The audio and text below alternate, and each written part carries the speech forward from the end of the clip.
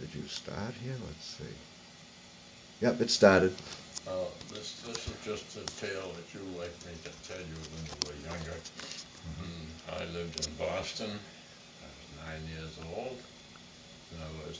So that would be about 1932. It would be 1932. Yeah. And I lived right on Beacon Street, corner of Park Drive, what you call the Audubon Circle back in those days. And the street was torn up because they were putting the subway all the way up to, extending it from Kenmore Square up to St. Mary's Street in Beacon, where it still comes out today. But I used to love to go up and look at the trains going up behind Sears Roebuck's.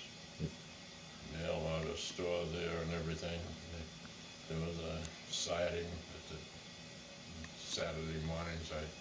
I'd like to go up and watch them shifting the cars in and out and all that, the little shifting engines. Were these mostly steam trains still? Oh, they were all steam trains.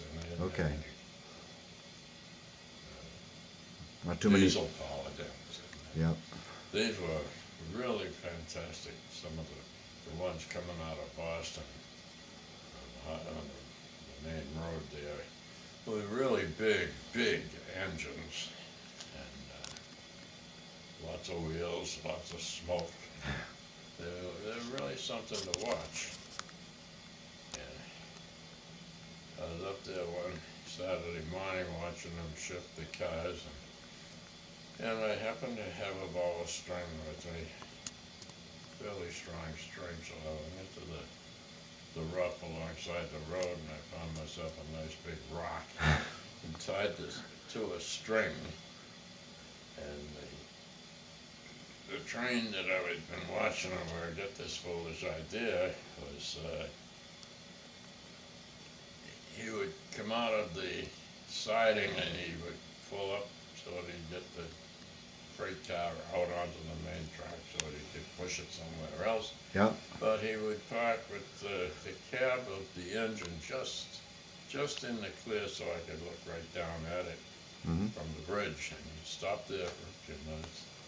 And I lowered this rock down and I started banging it up and down like this on the top of the cab. And he stuck his head out and looked up, and I moved. He started jawing at me, swearing a little bit, "You kid," So he hollered for a brakeman finally, because every time he stuck his head out there to yell at me, I'd try to nail him with the whip, which was a pretty good sized brakeman. You rotten kid. It was a rotten thing to do. But I thought I was getting a big kick out of it. And I knew he couldn't get up there fast enough to grab me. I'd be long gone. But he got hold of the brakeman down the line there and let him know what was going on. Pretty soon the brakeman is climbing up the embankment, which is a pretty good climb for the brakeman. Well, I let him get about halfway up, and I dropped the ball of string and everything and left. And it was just a fun morning for me, I'll bet.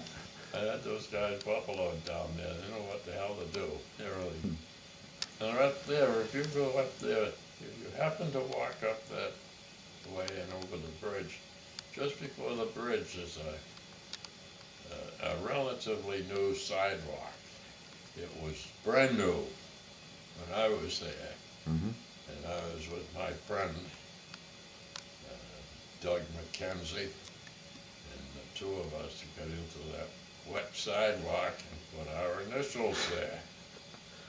And they're still there. Is that now. right?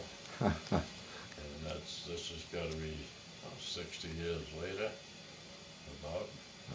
Yeah. More than that, I guess. You're right. 3 from. Yeah, 32. 80. 32 from 90 is 30 from 90 would be 60. Yeah, 60 years ago. And it still looked as good as the day we printed in that wet cement. And I'm sure they would have killed us if the guys who did all that work smoothing it out so nice, but it's there. I've seen it the last time I was over that way, which probably was when I lived over that way. Mm-hmm. The next time when I lived up a long way out, Hmm. But as I returned, I left there. We moved to Everett. Okay. And I was in the 4th grade. Okay. We went to Everett. And I completed the 4th, 5th, 6th, 7th, 8th, and 9th. The 6 school years in Everett. The strange thing about it is since my mother often used to say it was cheaper to move than pay rent. A lot of people felt that way. The movers did well. But nobody had cars. No one to speak of anyway. Mm-hmm. So she could probably get a car and a truck and maybe a couple of helpers. Hire them for a day moving us, $20. Yeah. And the average rent was $25 or $30 a month, so she get far enough behind in the rent, she'd move. Yeah. That's the depression for you. 5 different houses in 6 years. Wow. But Everett being a small city, you still went to the same schools. Everything, everything was easy that way. From there, I completed the 9th grade, which was in Harlan Junior High School there. I never did go to the high school there. I started at All right, we've hit 10th grade, I guess. we just got to 7 minutes, so I'm going to stop this.